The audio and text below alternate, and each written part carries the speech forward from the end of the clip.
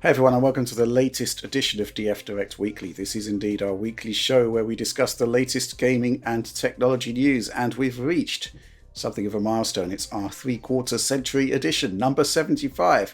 Joining me, first of all, Will Judd. Hello. Hello, it's good to be here, as always. And, of course, John Linneman. It's always good to have you on as well, Will, so welcome. It's a Thank you change. very It's much. a change this week. I love when we swap different folks in. Absolutely. Alex is on vacation this week, but That's right. maybe he'll be back next week. Okay, well, let's go straight into our first news topic. So, there's not actually been a huge amount of news this week, if we're being hugely honest about it. But there's been some reverse engineering of Marvel's Spider-Man, and there seems to be evidence emerging that Sony is creating its own launcher for its PC range of games. Question is it really a launcher? Is it actually more of an integration into the PlayStation network? If it is a launcher, do we actually need another launcher? Will, I'm going to go to you first on this one. What are your thoughts on this one? I mean, I think it's become increasingly evident that we don't need more launchers. Like, as PC gamers, we already have too many launchers, I would say.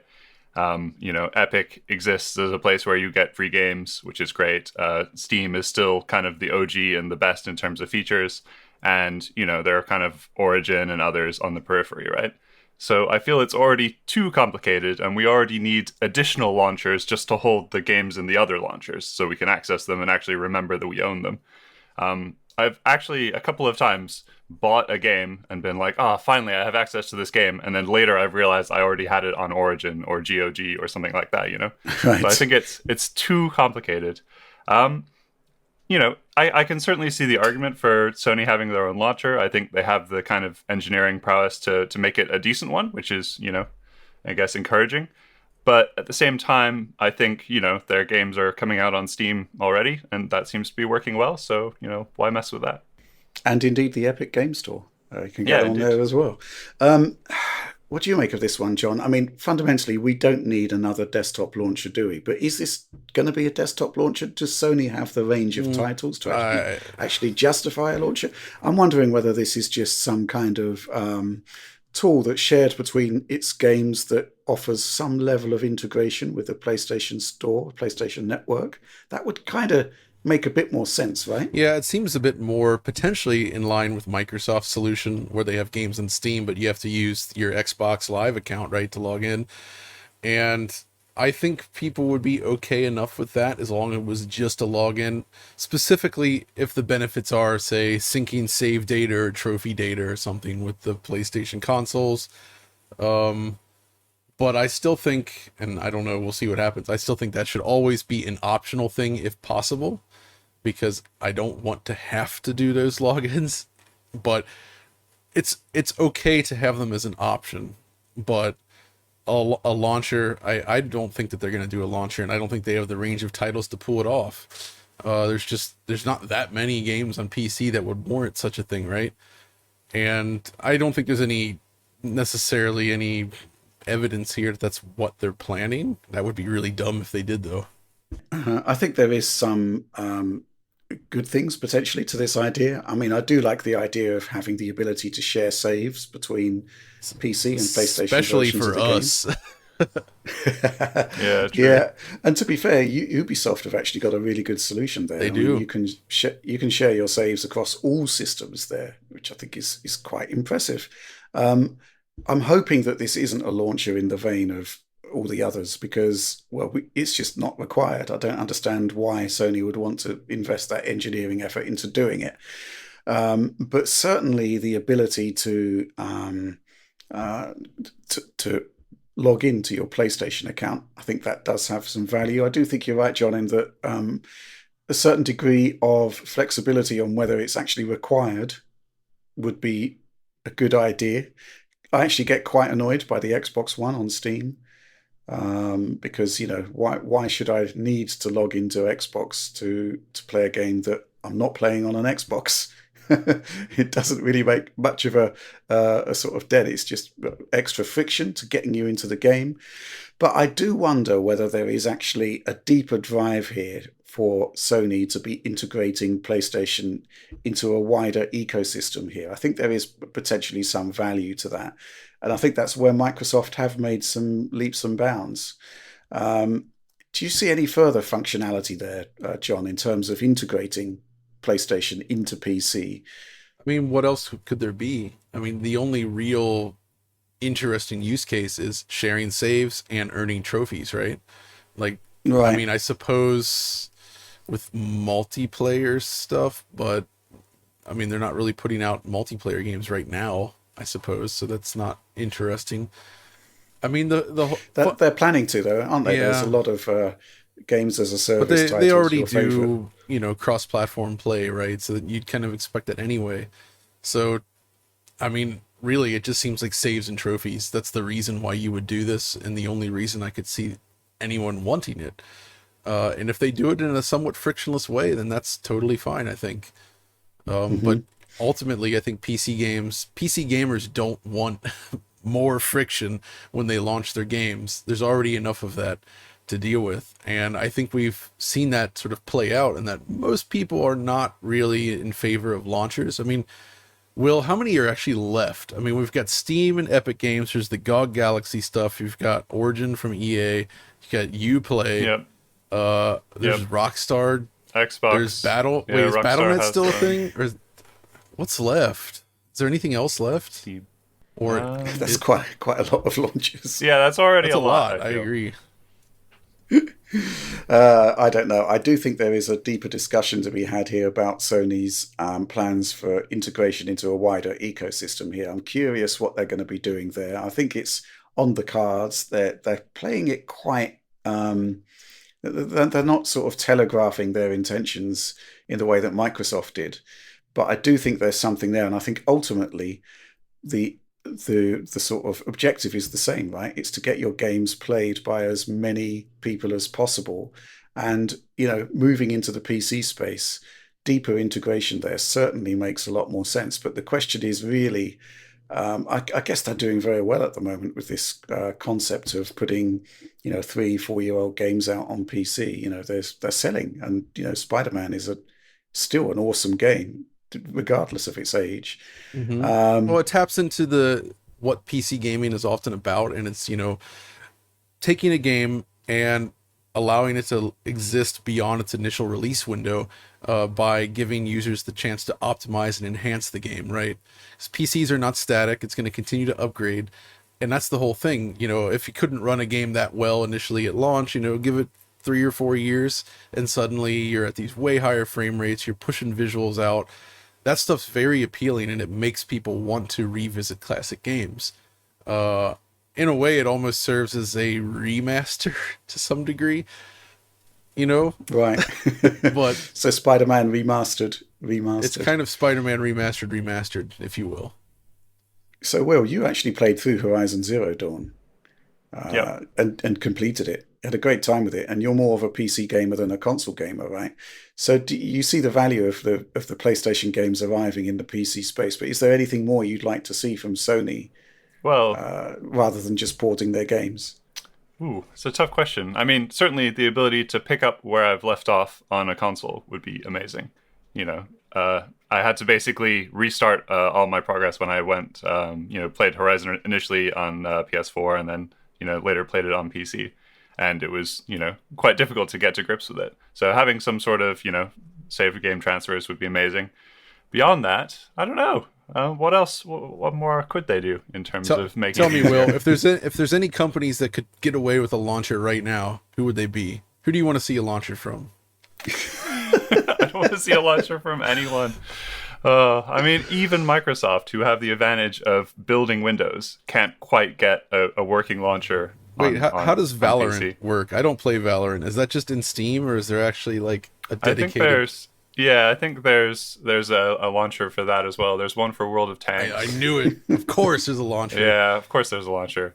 I mean, I think once you have, even one game in your library as a publisher, you start thinking, oh, but we could do our own launcher. That would be good. We don't have to profit share with Steam or anyone else.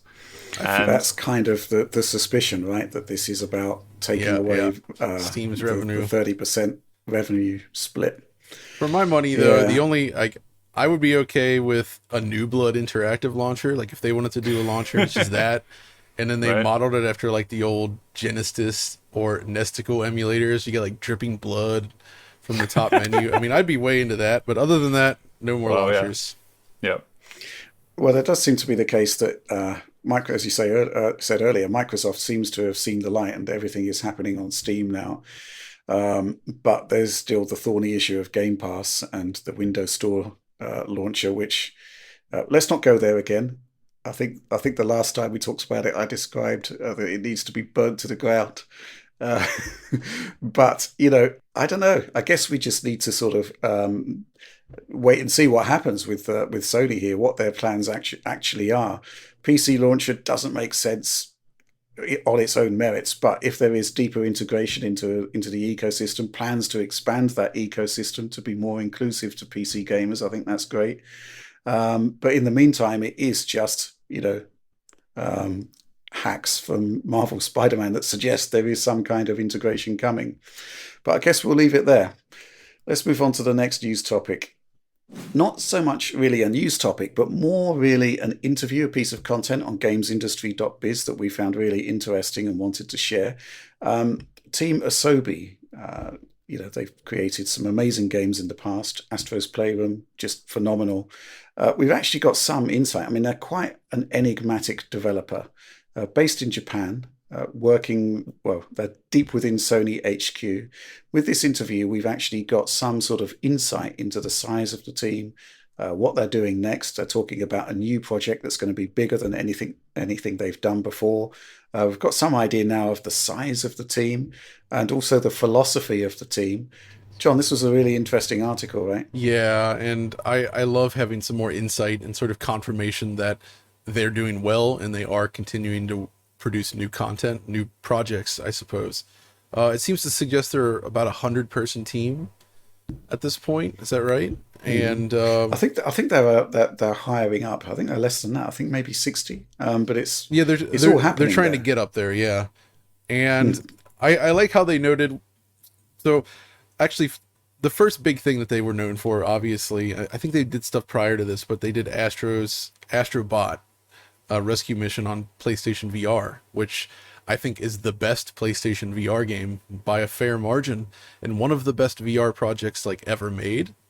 It's just a phenomenal piece of work, just a wonderful platformer, so full of joy and creative ideas. And then they did it again in a condensed form at the launch of PlayStation 5. And I mean, you guys played it. That is such a cool little inclusion. And honestly, probably one of the more interesting games released for PlayStation 5, period, despite its short length. These guys are oozing a type of creativity that we just don't see as often these days, right? There's a sense that with big AAA publishers, they're really focused on essentially finding the most profitable, best solution, sort of the well-worn solution, focus grouping the heck out of their games to the point where it's like, okay, well, this camera positioning, this is solved. This type of UI, this is solved. We're going to do everything just this way. And they end up feeling somewhat homogeneous, right? And Team Asobi just seems to come out swinging with like, well, we want to do these weird ideas. Maybe they've never been done before. Or maybe it's like taking an idea from the past and flipping it on its head. It's this perfect fusion of new and retro style concepts into one cohesive crazy thing. So the idea that they're now working on what they described as their biggest project is rather tantalizing, I would say. And among all of Sony studios, they're the one I'm currently most interested in watching in terms of their next project. So right, because you just don't know what they're going to be coming up with. No, you can expect it to be something new, right? Exactly, something really interesting. So I can't wait to see it. Well, the reason I was really interested in this article is if we go back to the PlayStation 1, PlayStation 2 eras specifically, Sony were at the forefront of gaming development in terms of innovation, in terms of great ideas, in terms of bringing the Japanese gaming ethos worldwide with massive success. Let's not underestimate that. It was huge. There were some just amazing games. That persisted into the PlayStation 3 era. There were still some great games there. I noticed you were talking about The Puppeteer on Twitter recently, John. But that's kind of not the same anymore. And we've got this last outpost of Japanese gaming culture for PlayStation, which is Team Asobi. Yeah, it's a real shame to look back on it. I realize PlayStation of today is not classic PlayStation. They're very different things. I love classic PlayStation. Modern PlayStation, I enjoy the games, but they're just like other games, I guess I would say. Very well made, of course, but that sense of wonder and just uniqueness is gone. And that's true of most large productions these days, right? Something happened during the PS3 360 generation. I assume it's just with the cost of development going up, the massive staff required to create these games, publishers were just less likely to want to take chances. Also, the rise of multiplayer, I would argue, which I don't like multiplayer games, which I know that is something most people seem to enjoy, but I'm not a big fan. But I feel like everything in that area just changed gaming forever in a way that I don't like it as much as I used to. And most of my favorite stuff these days comes from the indie crowd, which draws upon more unique ideas in general, I feel. So Team Asobi is one of the few first-party developers still out there doing this stuff. So I love that. And it's... So, yeah, absolutely. So, Will, when you got your PlayStation 5, obviously Astro's Playroom was on the system. I mean, had you been exposed to that kind of gaming sort of ideal before? What did you make of it? Yeah, it was curious. Like, I honestly, I knew it was going to be there based on, other people's coverage, but I didn't expect it to be such a full game. Obviously it's ticking a lot of boxes in that it's very themed to the system and it's making full use of the controller, and, it's really going kind of above and beyond. It's not just a toy demo, but, it actually has quite, distinct and unique sections of gameplay. It isn't doing the same thing every time. So yeah, it was really a cool experience, and it started me to it made me think, oh wow, like on PlayStation 5, like there's going to be so many cool ideas. Like if this one studio can do all this in one early game, then surely everyone else is going to be doing very exciting and interesting things. And I guess that was an exciting promise for me, but it hasn't quite been delivered just yet, right? Yeah, I think the thing that caught my attention was the use of the controller, for sure. Yeah, exactly. Because it was totally unlike anything we'd seen before, and the controller was really put through its paces in a way that we haven't really seen since, which is kind of bizarre. Not everything can have that level of controller integration, right? And you wouldn't want it's it got either, to be quite, by the way. No, no, and I actually think quite a lot of the DualSense implementations, particularly the trigger sort of pressure feedback, has actually backfired somewhat. I think it actually makes games harder and less driving games, interesting to play. I don't like it on driving games. It's fatiguing because it requires more pressure from your finger to keep the trigger depressed, right? So it's not that pleasant to use. It's more of like a single-use, quick effect kind of thing. Yeah, I'm really not keen on the implementation in terms of when you're firing a gun. Oh, yeah. Yeah, it's not great.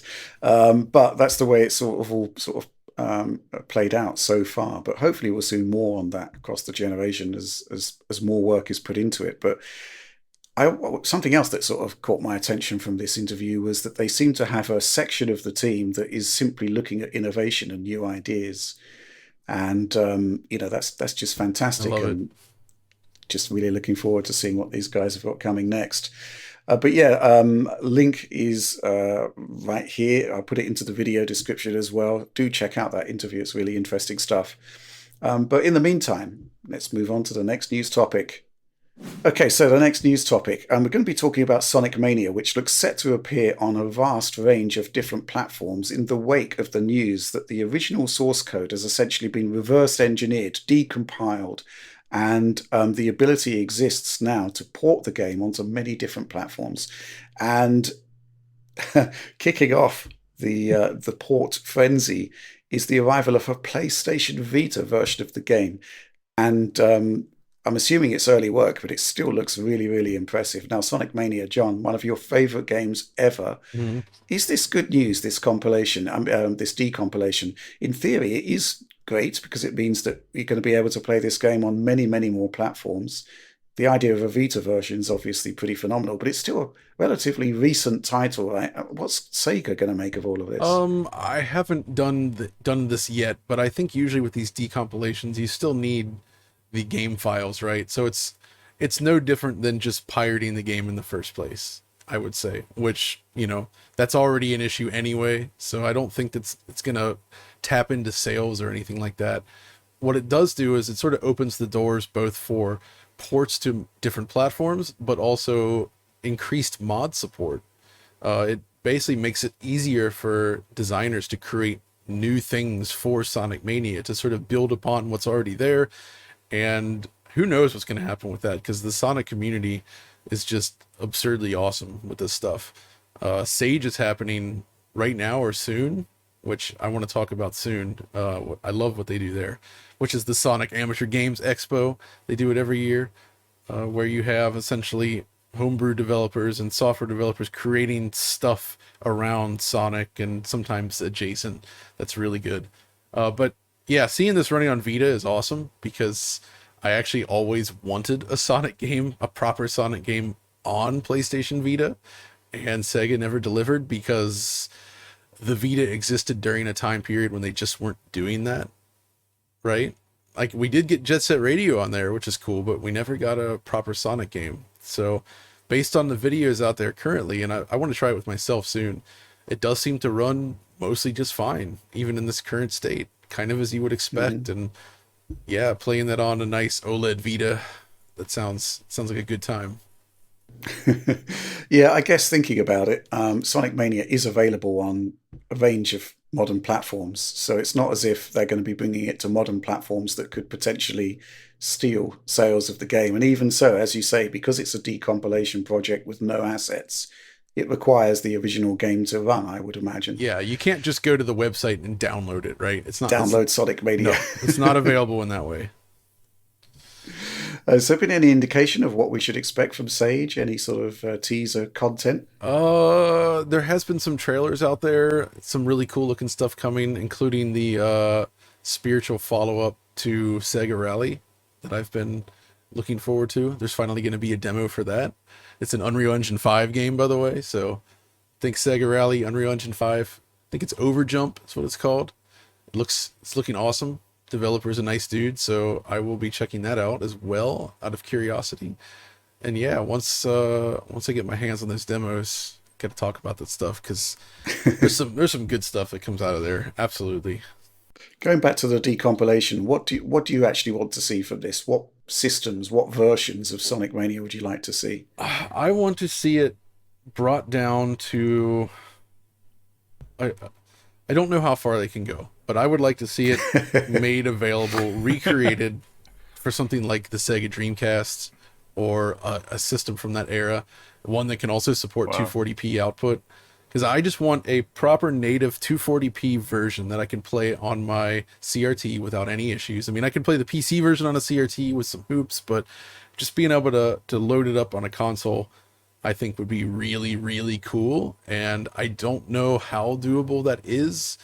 And I assume it would require a lot of work, but man, that would be something I'd love to see. I mean, the Dreamcast homebrew scene is very active these days. There's actually new games being released on a surprisingly regular basis. Complete in-box disc-based games, which is cool. And I feel like Sonic Mania is something where we could see a port as well, though obviously they're not going to release a disc-based version of the game officially or anything, because yeah, I don't think Sega would approve of that. I guess this project's kind of confused me in a way. If you look at the previous decompilation projects, it's all about taking classic games from the past and allowing them to run on modern platforms and essentially to future-proof them going forward. Right. And Sonic Mania obviously is available already on modern platforms, but I guess as a platform for working with the game going forward, doing new things with it, supporting new systems if Sega chooses not to. Because it's been kind of a bit of a bizarre sort of lack of focus from Sega on Sonic Mania, bearing in mind how successful we presume it was. Yeah, I mean they So, did a good job with the initial release, and then they did Sonic Mania Plus retail copies. I think that sold really well. But yeah, they seem to have moved on from that, and Sonic Teams poured all their resources into their new game, which I will be looking at later this year. We'll see how that goes. But Evening Star, the primary developers of Sonic Mania, are doing their own thing, a 3D platform action adventure, according to their job postings. So, but that's been in the works for quite some time, but I will also be keeping an eye out for that. okay, fair enough. Let's move on to the next news topic. The strange story of Intel's Arc graphics launch rollout continues with news that the A380, which is their kind of entry-level desktop part, I think there might be an A350 as well, but we haven't Rich, seen that yet. I gotta say, every time I read this name, the Arc A380, I'm thinking, is that a new airplane from Airbus, or is this a graphics card? Because, you know, it is a graphics card, I can assure you. We can confirm exclusively here on DF Direct that it is a graphics card, not a plane. Question answered. Wonderful. Yeah, so essentially it is now available to buy in the US. And it's been a kind of weird launch in that, first of all, it appeared in China. We've had to, and all of the press have essentially had to buy their own cards, importing them from China because Intel hasn't sent out review samples that I'm aware of, at least. We do have the card. We're going to be doing a full review on it. The benchmarks are in, and Will, why don't you talk us through this, because it's just a further sort of layer of oddity, really, isn't it? Where we look at what this card is actually delivering and its specific sort of foibles, you might call them. Yeah, I mean, I would say that in the right situation, this is actually a graphics card that you could recommend to a certain type of person. I think the performance, this is a low-end card, so we don't expect it to be, beating a 3090 or anything.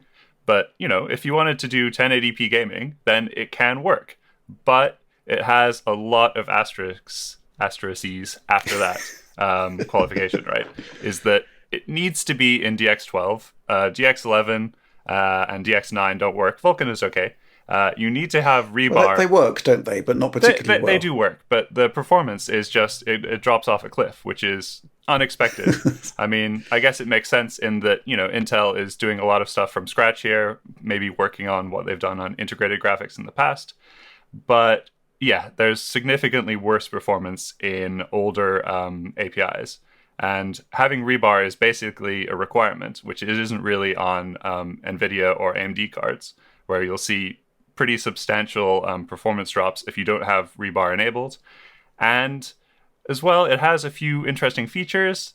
It has quick sync, and it has, I forget the name of the one that kind of interpolates between, two torn frames to make it less visually obvious without, some of the downsides. I think it was Smart Sync or something. Smart maybe Sync, I've got yeah, that wrong. maybe. But yeah, essentially it blurs the tear line, from what I can tell, which actually I find quite interesting, which is to say, how do they do that? Because basically the reason why there's tearing in the first place is because the display if you've got a 60 hertz display, the refresh takes 16.7 milliseconds, and the frame buffer is flipping during the refresh. So you've got one frame and the next being displayed simultaneously. So to actually blur that line kind of suggests some kind of buffering to make it a single. So I guess there might be an input lag. Almost like triple buffering. Oh my god. I think we need to take a look at that. But yeah, the benchmarks are in, and I guess the thing that surprised me the most is what you were talking about, rebar, which is essentially a closer relationship between the CPU and graphics memory, right? And and this is a really low end graphics card, relatively speaking. $150, I think, is their target price for it. So you can well imagine that graphics card is going to end up in systems that don't support rebar, in which case you're losing a massive amount of performance in certain titles, right? Yeah, I mean, it can be. I'm just having a look through our review now as it stands, and it's 5% here, 20% there, 30% there, 40% there. So it can be pretty substantial, especially when you're already working with quite a low frame rate. So yeah, this is, I guess, maybe a question or a problem of marketing. When you sell this card, you kind of need to say in the box, please have rebar, otherwise you will have a bad experience. Like this. But isn't that automatically saying, older PC users don't buy this card? It's not a marketing plus point for them, is it? It's probably not what you lead with, but I mean, I feel we in the press have to, make this. We in the press, yes. This PSA that, rebar is really essential. And it is a shame in a way because, I mean, perhaps once we start to see higher tier cards from from the ARC lineup, maybe this will be less of a problem. But as it stands, you might want to get this card for its AV1 encoding features, or you might want to get it for, Smart Sync, or you might want to get it for all these other reasons. But yeah, performance is unfortunately not really the draw here. I'm just curious if you can shed any light on the types of games that you can play well on this card. So it seems to be, I mean, beyond the DX12 thing, generally games that allow your CPU to be fully utilized will be the biggest help. And I'm just looking through our things to see if there's any games where the A380 does particularly well. I mean, it's pretty close in Assassin's Creed Odyssey, which is a DX11 title, so that's, pretty decent. What's the typical frame rate on that? Is this like a 30 FPS card, I assume? Or are you actually able to get up to 60 in some of these games? I'm sure if you drop settings, I think Intel themselves were talking about it as a 1080p medium card. Yeah, exactly. I think, for the sake of standardization, we do most of our testing with, max settings or pretty close to max settings. Right. So yeah, it is, mostly coming in the kind of 30 to 60 FPS range. I mean, for Doom Eternal, you're looking at 82 FPS average in our particular test. That's so good. That's really good. Very playable. And yeah, exactly. But yeah, a 30 FPS seems to be more the standard at the settings we've chosen. I think if you drop the settings, then 60 should be achievable. And, for $140, that's not a terrible idea. Looking at cards like this, though, it does make me think if products like the Steam Deck are actually going to have this beneficial impact on the PC gaming market in that sense, where developers, it's in their best interest to target Steam Deck now, right? So by allowing these lower settings and further optimizing for lower performance systems, it might actually help with these lower tier cards and making more modern games run better, basically, right? At least that's the hope. I think the probably more of a motivational factor than Steam Deck is going to be just the sheer amount of laptops out there with integrated graphics. True. There's millions of them, and particularly across the pandemic, millions more were sold. So there is the sort of need to embellish games with further scalability, really. And it is paying off with Steam Deck in particular. Marvel's Spider-Man, they really put a lot of effort in not just scaling up, but also scaling down. And that really, really paid off. And it will have a beneficial impact for cards like this. But I think, if we're to sort of sum up performance overall, I think it's sort of better than a GTX 1060. But it's up there with like a 1650, right, Will? Yeah, it's within the same ballpark in some games, a little bit behind most of the time. I'd say it's the closest to the RX 6400. So it's, this isn't a high-end card by any means. But I think there's enough here that, I think there's certainly room for Intel to continue expanding out the line. And hopefully we will see better performance as they throw, a larger number of cores and everything else at it, right? Mm-hmm. I think something to bear in mind is that developing technology is really difficult, and it's extremely rare for any newcomer to a specific marketplace to actually produce a market-leading product on the first go. And even if we look at like AMD in the here and now, they're doing really well in many respects. But they're still not able to break through to the same degree as they did in their ATI heyday. So R&D, research and development, it's ongoing. It takes around 5 years to create a GPU architecture and get it out the door and get products into the hands of consumers. This was massively accelerated for Intel to get a new product stack out there. So it was unlikely that they were going to get it right on the first time. But we've got the foundation here for something potentially more impressive on future iterations. But in the here and now, it's basically going to be about how Intel sells these things in the face of really good competition. That's kind of the key here, Rich. I think is they have a strong base to build from. Nobody expected them to knock NVIDIA out of the park on the first try, right? But traditionally, when Intel has attempted to enter the graphics market, they seem to get cold feet rather quickly. They put something out, it doesn't do well, and they're like, you know what, we'll go back to CPUs. And that's the concern, right? If they can continue to build upon this basis, they might actually be able to turn into a GPU giant. I mean, goodness knows, they certainly have the money, I would assume, to do it if they wanted to. But I guess that's the question is, are they going to stick with this long term?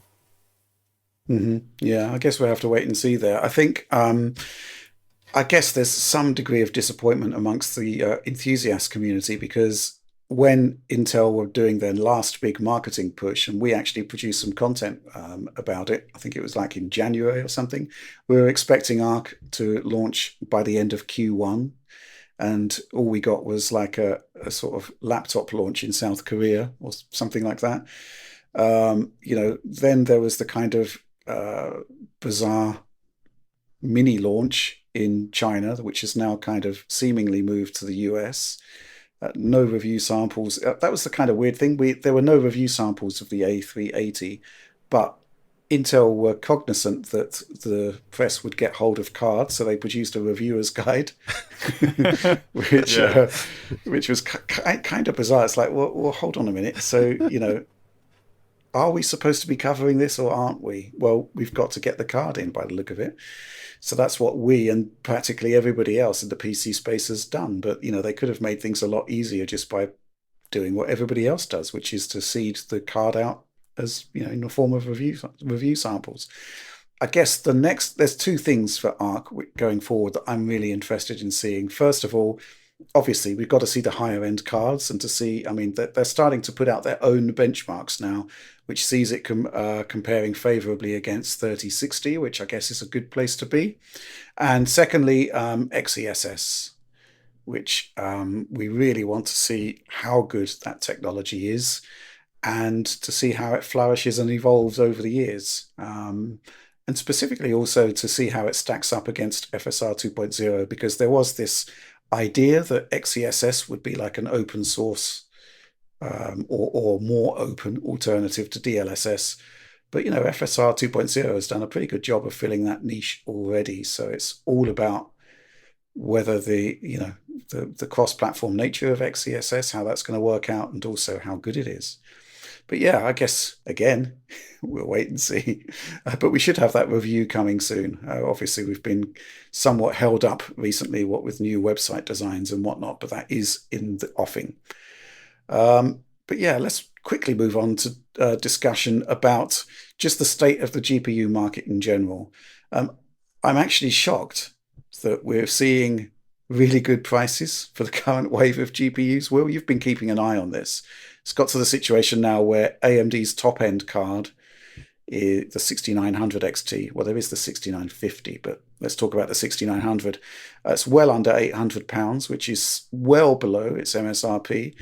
Even the RTX 3080, which has really held its price despite the crypto crash and everything else, 12 gig versions of that, under £800 as well. What's actually going on in this market? I think there was a deal you posted yesterday, like a 260 quid 3060. Yeah. Our new DF Deals writer, Reese, posted about that. And yeah, it's £266 for an RTX 3060, which is, very solid. It's it's a small single fan version, but it's still a lot of, computing power and, kind of the full NVIDIA feature set in terms of RTX and DLSS and NV encoder and everything else, right? So I think it's two things. There seems to be a lot of extra supply for some reason. I think, I guess the crypto crash is kind of lessened demand and people are expecting a new generation to arrive at some point. So that's kind of had an effect. But also we've seen price drops from NVIDIA, especially on the RTX 3080 12 gig and above. I think we even talked about that on a DF Direct. Yeah, a lot of people I think are waiting for the next generation of cards, which are rumored to arrive at some point. And we're getting so much supply now that retailers are just kind of forced to say, well, here, have it for this much money. And it turns out that, these cards aren't going for, pennies. They're still relatively expensive, even compared to their RRPs. But it's just the fact that we've gone through such a strange period of, 2+ years of having graphics cards be ludicrously expensive or impossible to find at RRP, that these, relatively modest deals are actually quite exciting now. Hmm. Yeah, I mean, in the past, what would happen was, a card would be released to RRP, and if it was uncompetitive, then it would kind of market forces would gradually force it to align with its performance level. But things just kind of moved entirely out of whack in the last couple of years just due to availability for the most part. And we are at the situation now. I mean, that 3060 deal, £266, it's pretty good. It's 12 gig card, 2070 level performance. There's a lot to commend it for 1080p and 1440p gaming. Plus, you've got the full feature set there. What are your thoughts on this as a kind of outsider? I mean, we've kind of been insulated by the people by the forces that have kept prices high, John. What do you make of all of this? Yeah, that's right. To me, it sort of highlights just the state of GPU graphics in general, that we're now looking at £800 as like a deal. I know GPU. Well, that is for the absolute top end, right? No, I know, but it's just over the past decade, we've seen the prices continue to creep up more and more and more and sort of normalize, right? So when a new high-end graphics card comes out and it's over 1,000, people are like, it's expensive, but that's just what graphics cards are. But there was a time when that was unimaginable, right? I know these things are more expensive to make given the hardware in there, but still, I mean, it's really shocking how steep the prices have become at this point. And I do think it's, when shopping for a graphics card, the thing you always run into, I guess, is this feeling of, and this is what they want you to feel, right? Is like, oh man, if I get this like 3060 or 3070, if I just spent a little bit more, I could get the next one up. But then you get to the next one, you're like, oh man, if I just spent even a little bit more than that, now I'm at the next level. And before you know it, you're spending like insane amounts of money on just a graphics card. And it's fascinating to watch. I mean, the crypto market especially really messed up graphics prices to the point where people were actually, if they wanted a decent card, you didn't have a choice. So when a card appears for way over RRP, you're like, oh, I'll go ahead and get that. I'll spend $2,000 on a graphics card. Why not? And it's crazy to me.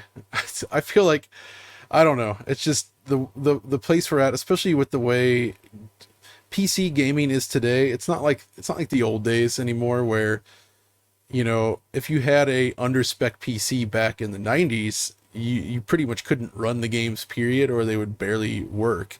Nowadays, you can get, if you want the best, sure, you go for the highest end, but you're still getting a fantastic experience, usually, with mid-range or even lower end cards, right? Like, things just run on everything pretty much. So in that sense, it's kind of a weird place for the PC market. You can get a lot with a little, but there's always that thing nagging at you to want to go for the higher end card, and then the prices get out of control. And I don't know, man, it's wild to see. And on that same note, it's interesting that Intel decided to launch their next product, or their real new entry into the GPU market, with a low end product first, which is the inverse of usually the rest, right? They're like, well, we're gonna put out this dirt cheap thing, and we'll scale up from there, hopefully. Where the rest, AMD and Nvidia is usually launching not their highest end, but really high end right away at a huge price, and then slowly roll out the lower end cards. So I don't know. It's interesting to watch. From a marketing perspective, rolling out with the best of the best is essentially laying a statement for the future of graphics technology that this is, we're doing better. And but one thing that I did notice is that usually sort of the Pascal NVIDIA era they wouldn't launch with the best That's of the best. true. They would launch with the 80 series, and The then TI. the TI would come along later on. That changed with Turing, which is also where we saw a big price increase, because like the 1080 Ti was like £699 or something, and then the 2080 Ti was quite a lot more at a notional $999 price point, but the actuality of it was like £1,000, £1,200 card. So I can get behind the idea of releasing the ultra high end right away. Like if you got a 3090 on day one, you're in good shape still now, right? You got some good mileage out of that card. Whereas releasing, they did do some updates, of course, but I feel like anybody that picked up one of their high end cards on day one, you're still able to use it comfortably today, and it's still a great card. Hence the prices being what they are still today. So yeah, interesting times. Yeah, I mean, one thing I think to bear in mind about the ultra high end is that these are like 4K cards, and the vast majority of new monitor purchases are 1440p at higher frame rates. And something like, 20, let me think for a second, 3060 Ti is actually really high end for that resolution, to the point where you're probably going to be hitting CPU limits if you're running it fully unlocked on a high refresh rate display. So then it becomes more a case, well, maybe I should spend a bit more on my CPU instead. So there's an interesting balancing act when it comes to PC gaming. Even that 3060 at £266, that's a really good 1440p card in the here and now, absolutely. Okay, well, look, obviously, we're going to be keeping an eye on everything happening in the GPU space, and Deals Foundry on Twitter. That's where you can get some really good deals. Let's talk about our final news topic. So, this is really quite interesting. This mod has been bubbling under for quite some time now. We've seen some really great teaser materials from the developer on Twitter, but it's out now. Voxel support, 3D pixels effectively, has been added to the original Doom. This is pretty awesome, right, John? Yeah, so voxels have been around for a long time, and we even saw it in sort of games from back in that period with some of the later build engine titles, but only for pickups and specific objects. Here, what they've done is essentially remade every model, including the enemies, using voxels, which, volume pixels. It's a 3D sort of pixel art, basically.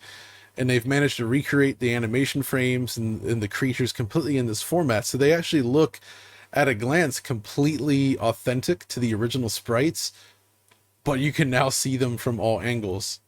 And if you're familiar with Doom, it's weird to see it the first time, right? When you walk behind an imp, Yeah. And it's not just the sprite like changing every so often, but it's actually like a full smooth 3D pan. It's really, really neat. And it's just, I'm so happy to see this push in the Doom mod space, because for years we've had designers create 3D models for Doom, right? And I had never felt that looked quite right. So I always stuck with the sprites. But here, with this voxel solution, they have not even done any sort of like interpolation. It's still frame-based animation, so it looks and moves just like Doom should, but in fully 3D. Basically. Will, any thoughts on this one? Yeah, I'm just watching it now, actually. And, like, when I opened it up, I thought, oh, I've got the wrong video here. This just looks like standard Doom.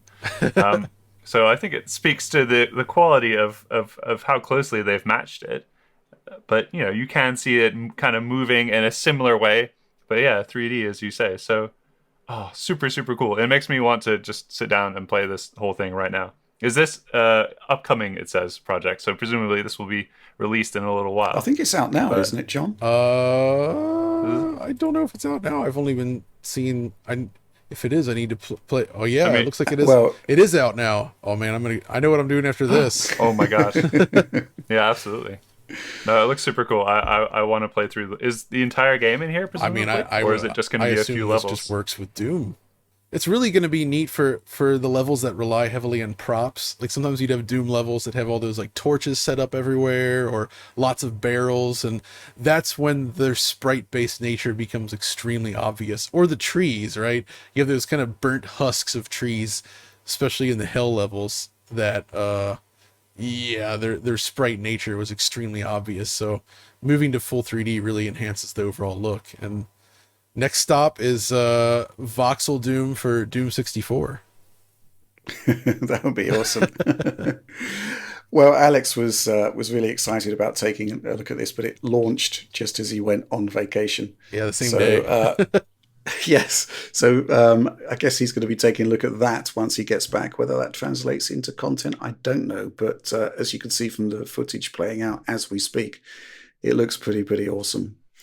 Okay, just going to quickly discuss some of the stuff that we've been up to content-wise on Digital Foundry. And I guess, first of all, we've got to talk about our new website, digitalfoundry.net. It's essentially been, since late 2016, our portal for the DF Supporter Program, where we host all of our downloads. Last year, obviously, we completely revamped the supporter program, new tiers, much more bonus material, whatnot.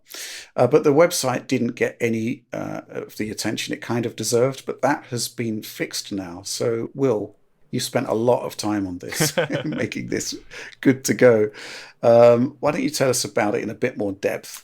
So I guess the main thing now is that you can sign in as a as a Patreon supporter, and it'll recognize your tier. So if you're a retro supporter or a premium supporter or a regular supporter, and it will show you at a glance very quickly and easily the content that you have access to. So previously, you kind of had to go to the Patreon site and then have a look through the posts we'd made there to get links. It was all a bit confusing and convoluted. But now when you sign in, there's directly on the homepage, there's a row of DF Retro supporter exclusive content, DF Premium supporter exclusive content, and there's also a search function. You can see very easily the latest articles that we've posted to the Eurogamer website.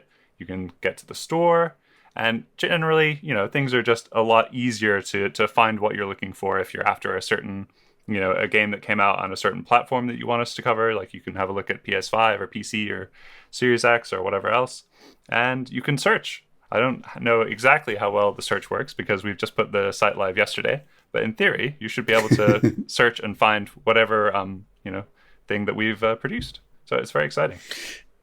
Yeah, I think the other thing which was kind of frustrating is that we've been doing the kind of enhanced version of the supporter program since April 21.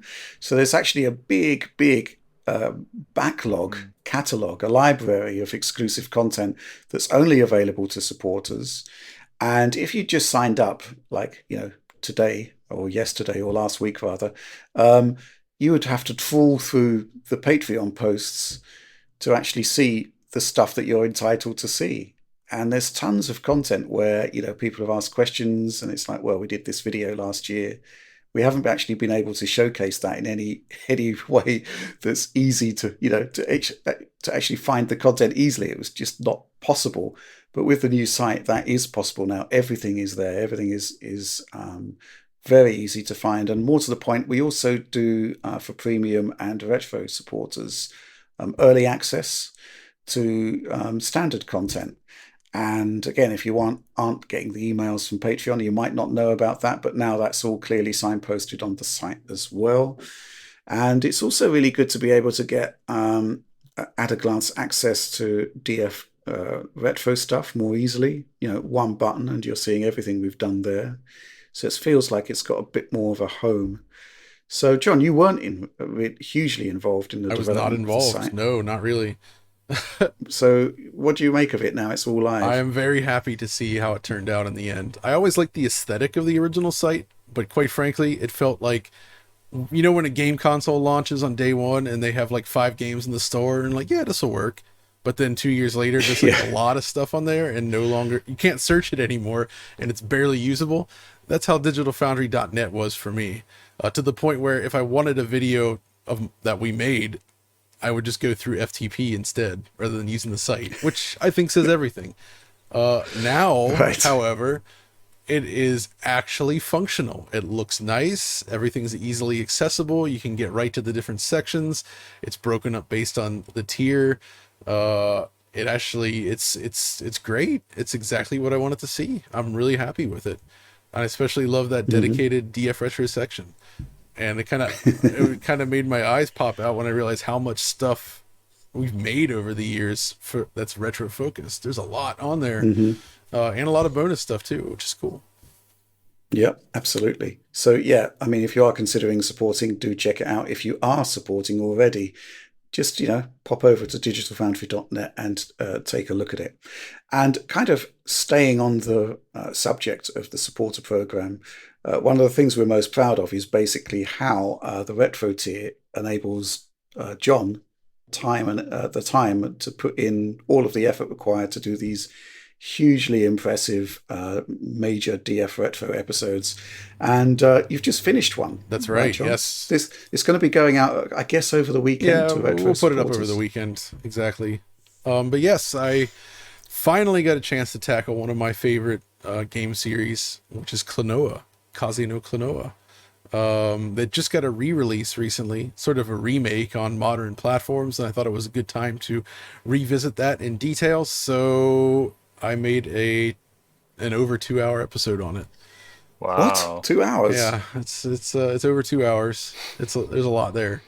It's good. I hope so anyway. And this was the first one I made in conjunction with My Life in Gaming. So specifically on this one, I worked a lot with Corey. So I have my sections, and then he wrote different sections as well. So we kind of get back and forth between us and helped capture a bunch of stuff. And we both shot some B-roll, and we all tried to use similar aesthetics in the B-roll shot, so it seems rather consistent. But it was a really good experience, a lot of fun to make it, and man, those games are good. And it does have some standard Digital Foundry-ness towards the end, though, when you get into that new version. We got some frame rate graphs, we've got some platform comparisons, stuff like that.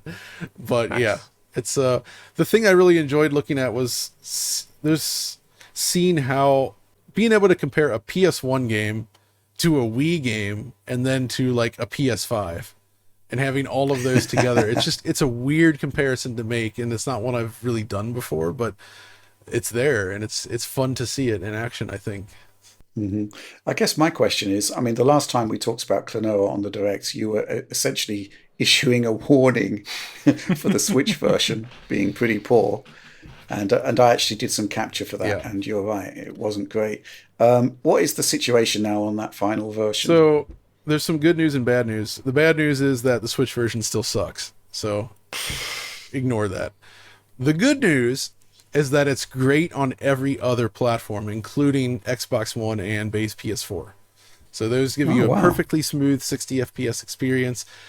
Occasional tiny hiccups are possible, but it's pretty uncommon, and by and large, it plays very well. So basically, every other platform is fantastic.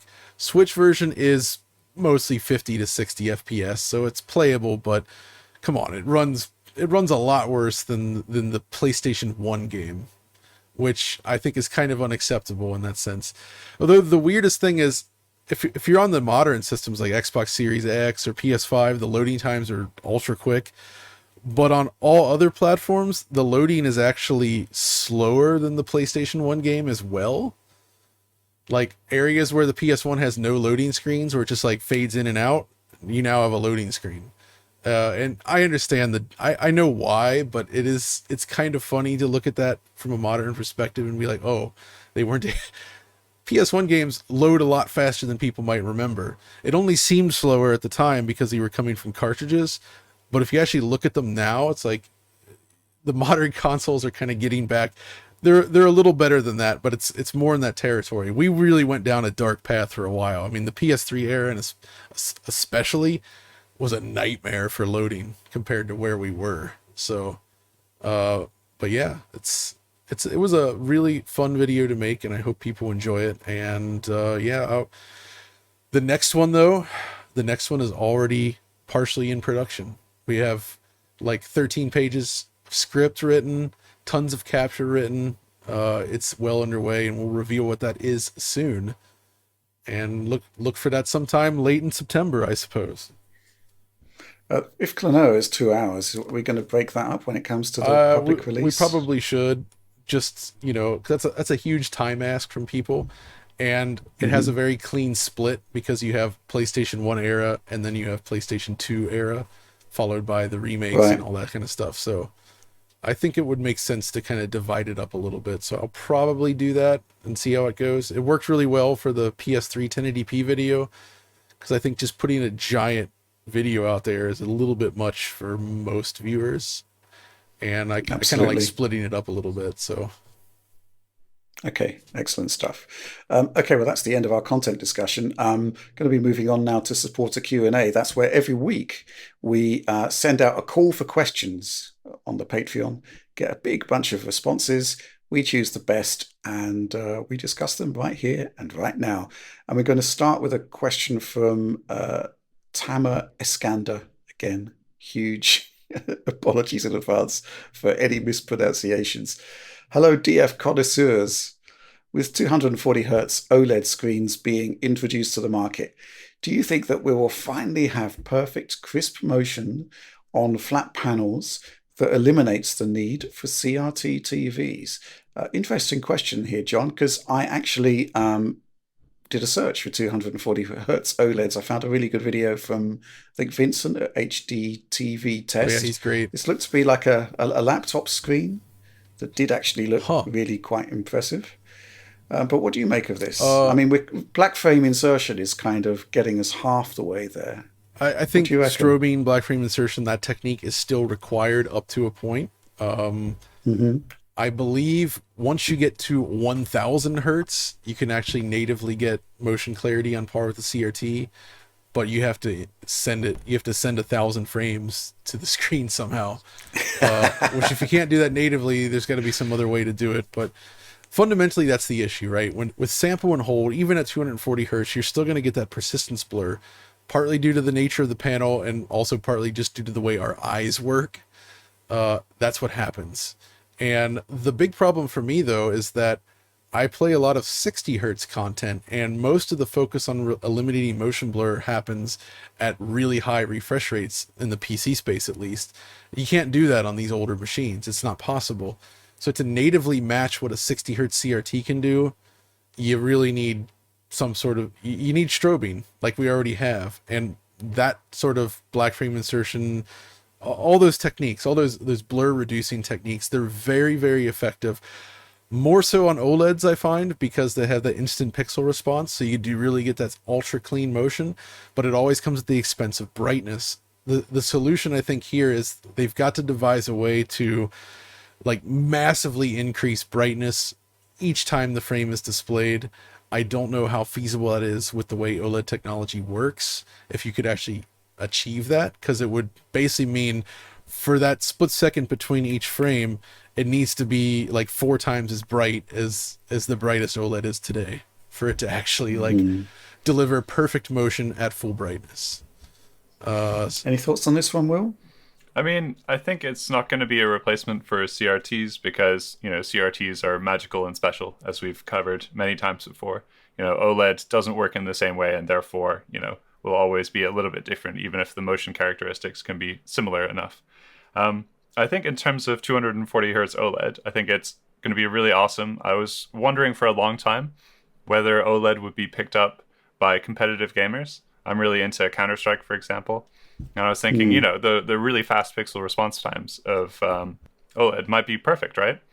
But there's still the risk of burn-in. There's still the risk of, other, performance not being there in other respects, perhaps. So I think it's encouraging to see it at higher refresh rates. I was testing the Dell Alienware monitor, which was 175 hertz, and that was great. So I think, this is a step in the right direction, but we're still not quite there to a point where we can say CRT is dead and we can give it up now. Unfortunately, it is dead, which is the problem. Yeah, they cannot be made again. Beyond the knowledge being pretty much lost, it's just, environmentally speaking, they are terrible. So they really can't be made again. But that doesn't mean there's not some sort of technology lurking out there that could potentially solve this down the line. I don't know. What I really want to do, though, is I use OLED as my main TV for gaming, but I really want to test an OLED monitor myself, and like really knowing what I've learned about OLED over the years, I want to put it to the test and see how well it works as a PC monitor while giving without giving any special attention, right? Because the benefit of LCD as a PC monitor is you don't need to think about it. You just leave it on all the time. Doesn't matter. You walk away from your desk. You leave static images on there all day. No issue. Like, just how far can you push a modern OLED? There's been some studies done on this that suggest that it can withstand it for like months without actually getting permanent burn-in or anything like that. So yeah, I want to try it for myself and see how it works with my own usage habits. But of course, doing so, yeah, it's finding the right type is difficult. Okay, let's move on to the next question. This one from Paul Calamata. Do you envisage the Steam Deck moving away from its current model of limited production and selling directly through the Steam store to a mass market product that will be available on store shelves in a few years? If so, what changes would need to be made to the hardware/software to make it more viable for mainstream consumers? Good question, right, Will? I mean, I think fundamentally, if Valve has ambitions to make this a properly mainstream way to play and access Steam games, it's got to become more easily available to the mainstream. Yeah, absolutely. I mean, I think in terms of the hardware, there's nothing wrong. You could sell the Steam Deck in a store today. I think people would be able to pick it up and say, oh, cool, it's some sort of PC that plays video games, but it's handheld. Awesome. And I think that's, I think that's easy enough to market. I think the only sticking point really is the software side of things. Because I think even if you're pretty experienced as a PC gamer, you're still going to run into some weird issues on Steam Deck that you won't run into on Windows PCs for the most part. Obviously, Valve have done a lot to try and make sure that the correct games are being shown to people with Steam Decks so that they can have a good experience, that they don't have to customize, they don't have to spend a lot of time troubleshooting. But I don't think that it would be entirely genuine to say, oh yeah, you can just pick up a Steam Deck, everything will work, don't worry about it, you're going to have an experience that's similar to having a Switch, right? I think we're probably a few years away from having a section of games that's large enough to kind of justify it being in a store, such that people that don't know anything about PC gaming can just pick one up, have a limited selection of games that's still wide enough to encapsulate most interests, and have a great experience right away. I think there's still some few flaws in the background that need to be hammered away. There's still games that appear on the Steam Deck and say that they will work, and then for some reason don't work. For example, right. I tried to boot up Civilization 6, which said it would work, but then it just crashed and didn't provide any information, and I don't really know where to go from there, right? So if you're having that kind of experience, then people who are going to pick this up for the first time as more casual consumers are just going to say, oh, well, this is rubbish, I'm going to return this. Yeah, I think what's happened here is that they've actually made PC gaming into a really great handheld experience, but you still need to have the experience in PC gaming to figure out things. First of all, what settings do. Secondly, just the features of the Steam Deck are so advanced, and they're well beyond what you would normally get in a console. For example, setting the refresh rate of the display. Setting your own frame rate caps, TDP selections. These are all really great stuff for the enthusiast, but it's not great if you are, a typical Switch user, for example. It's a completely different product. So there's still a lot of travel to go before I think it's a properly mainstream product. But they could put it out in stores. I just think that there needs to be some level of, I think we've said this right from day one, some level of curation in just making sure that anything you load actually works, which I think is the primary limiting factor at the moment. Any final thoughts on this one, John? Oh, it almost feels like they could parlay the success of Steam Deck into a second generation product that is now more friendly for those consumers. Maybe even having an export mode as an option so you get the normal Steam Deck experience as we have now, but make it by default something easier to use, because right now, the Steam Deck's popular. There's a lot of people testing it and using it. I'm sure Valve is gathering a lot of important data on how people use the Steam Deck, and it's also further increasing the number of games that could natively support the Steam OS kind of setup. So maybe down the line then, a second or even third generation product, they reach the point where, hey, now it is actually consumer friendly enough to just sell at retail or just on Amazon or anywhere else, right? Okay, absolutely. Let's quickly move on to the next question from Dan Matt. Why do we see more praise for Insomniac's new VRR modes compared to other console games? 120 hertz modes like in RE2 and RE3. Insomniac's games can dip all the way down to 70 FPS or even lower, while the latter seems to generally run around 100 FPS or higher. Of course, you don't want performance to be overly variable, but shouldn't the standard for praise be something like a 120 Hz VRR mode is good when the frame rate is consistently north of 90 FPS, and there's also a relatively locked performance mode available to those without a VRR display. Not many current games, will lock nearly perfectly to 120 FPS. So, John, I think what Dan's saying here is the performance modes are essentially just running unlocked, and there's not really sort of any thought as to a consistent experience there. Interesting. I mean, the Ratchet and patch came out before RE2 and 3 got their patch, right? It was more, I think with Insomniac stuff, it's less about the VRR modes and more about the 40 FPS mode that we were raving about, which is really good.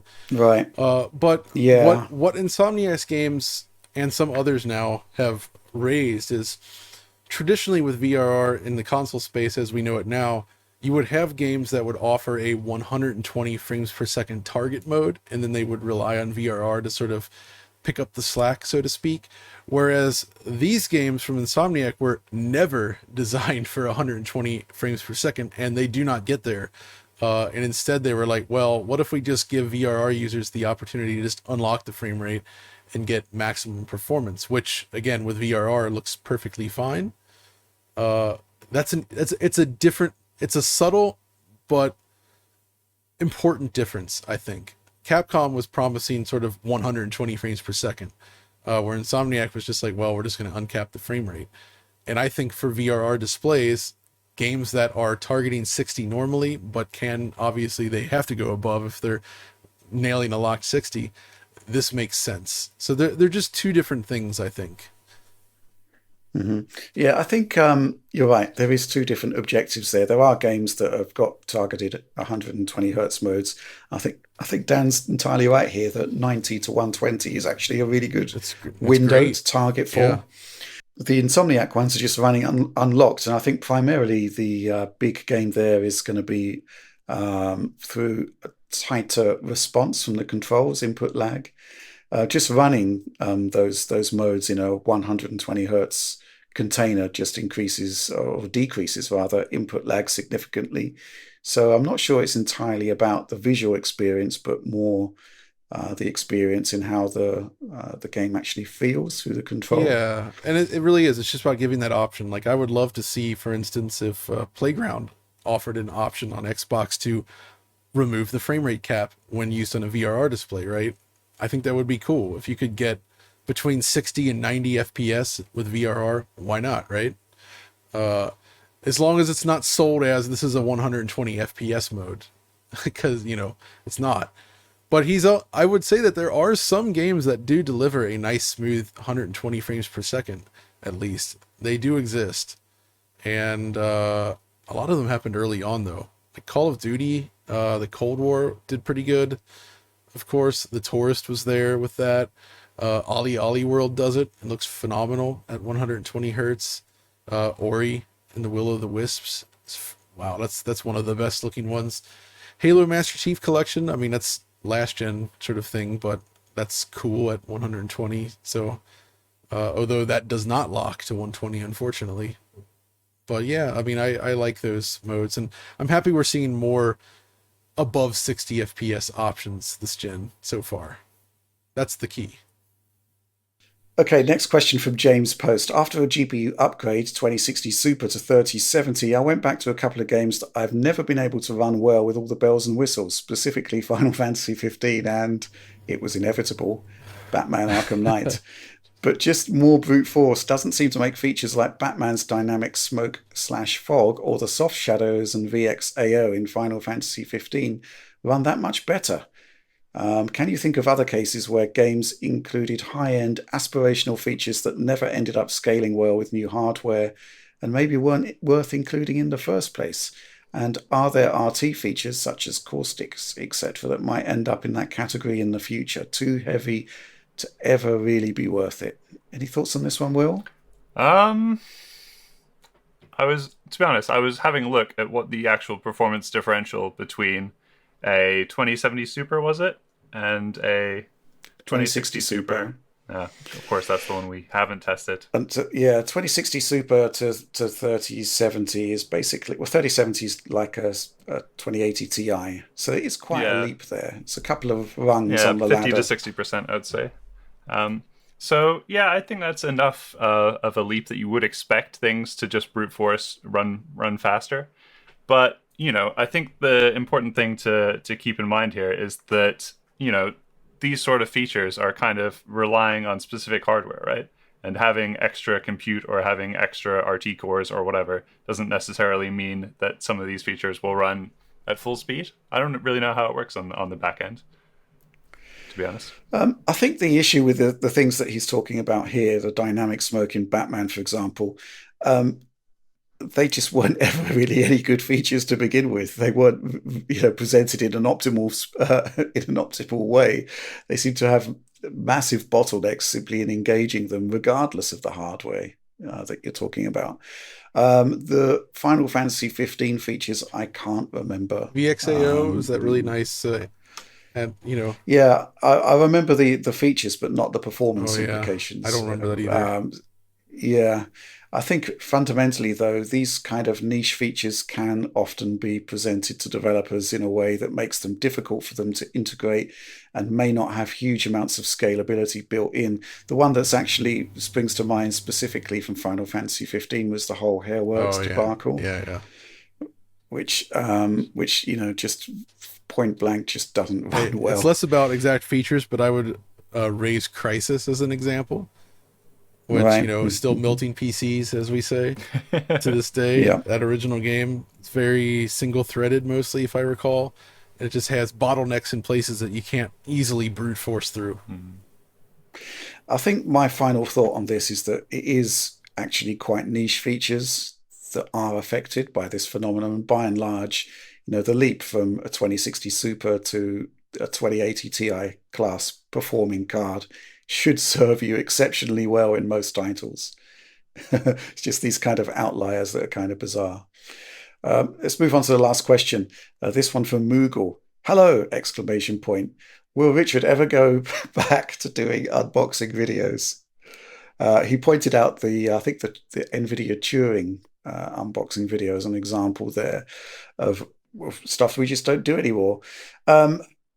Unboxing videos. Well, here's the thing, right? Everybody knows what's in them already because the product would have been marketed in advance. You know what it looks like. And in a lot of cases, when you get the product and you're quote unquote allowed to do an unboxing video, you're not allowed to show it running, in which case it's like, okay, well, here's this product that is inside the box and this is what it looks like, but that it looks like that already. There are some interesting examples that I think are worth doing. I think, for example, when there's a brand new generation of console hardware coming along, Sure. Unboxing that is actually an experience that we'd like to share with people. When you experience. committed sacrilege by tearing the PS5 box. It arrived torn. Sure. That's the thing. And funny enough, the one that I bought for the machine that I sent to Gamers Nexus for the collaboration there, I actually bought that from Facebook Marketplace during the scalping era, and that too had a torn outer. It's really thin, basically, sort of paper. Yeah. To be fair, I also did the but same it was thing. an outrage. It was. But did it arrive torn? Or I did committed you tear the tear this time. I think it's just you go to open it and it just comes off in your hand, and you think, oh, well, I haven't done anything wrong there, but this wasn't made, sturdy enough. What are you going to do? So, John, on the console unboxing video we did, it was actually, I looked back and checked that out, and it was actually one that we did together. Oh, yeah. And I think those ones are quite fun, right? Because, a once-in-a-generation arrival of new console hardware is Sure. like an experience to savor. Perhaps getting a new graphics card out of a box not so much. So I would counter that with, when you do an unboxing, Rich, you bring that dry British humor to the table that reminds me of those old gaming megs. That makes it hilarious and awesome. It's just because you're there, you're basically communicating to the audience that yes, unboxings are stupid. I'm doing it anyway, and it's just, you just kind of like, it's great. I love it. I want to see more for that reason, because they are entertaining. I'll bear that in mind then. I do like the idea of sharing how we're going to be covering the product if it's something a little outside the norm as well. I mean, with the Turing launch, there was much more to it in terms of things that we were going to be covering, because there were new features where we had demos that we could show what was going on there. So yeah, maybe we'll. I mean, they're very easy to do, and they seem to do really big views. But I just question the sort of validity of doing it in some cases. But maybe I'll have a rethink based on this feedback. Yep. But that's it. That's the end of the show. And if you enjoyed it, please do like, subscribe, share, ring the bell for those notionally instant notifications. No guarantees there, as usual. That is my disclaimer. And of course, DF Supporter Program. We've got that amazing new site now, and tons of content there. Please do check it out. But that's all from us for now. And I guess we'll see you next week.